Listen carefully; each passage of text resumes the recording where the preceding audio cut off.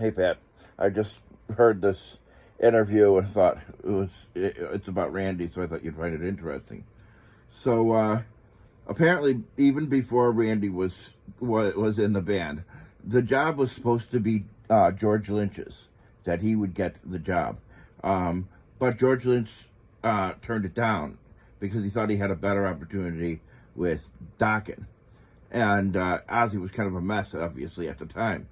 So Ozzy went with Randy after the interview that I'm sure you know all about. But so he went with Randy. So eventually Randy dies, and Ozzy goes back to George Lynch and says, "Hey, you want to be in my band now?" And George Lynch said, "Well, let me come out." And he come out, and he was not he didn't get the job right away, and he was doing mic checks, sound checks, and stuff. Ozzy just wasn't sure. When he heard him doing the sound checks, he was like, "There's something wrong. I don't know what it is, but I want to hear some other guys." So Jakey Lee comes along, and Jakey Lee is the one that's talking in this interview that I've seen, and he says that he got called in, and he had learned Crazy Train and Crazy Train, Dire Madman, and Mr. Crowley. And he said that Mr. Crowley and Crazy Train were quite similar songs.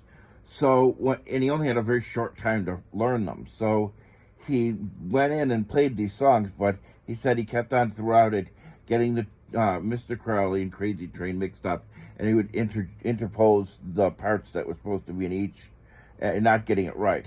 And he thought, there's no way I'm going to get it. So in comes George Lynch, and says, as Jakey Lee was packing up his gear and everything, and George Lynch says, "What do you think? Do you think you got it?" And he's like, "I don't think so. I messed up a couple parts." So, as he's talking to George Lynch, in comes Ozzy, and Ozzy he says, "Well, what do you think?" And Jakey Lee says, "Well, what do you mean?" He says, "What do you want, the fucking job or not?" And Jakey Lee was like, "Yeah, of course I do." And Ozzy turned to George Lynch and says, "You're fired." George Lynch, and so then Ozzy walks out of the room, and Jakey Lee says it's the first time he had ever seen Ozzy fire somebody, and it was never a pretty sight. He said, "So I was standing there in the room with the dude I just replaced, and he said it was a little awkward." So that was the end of the story.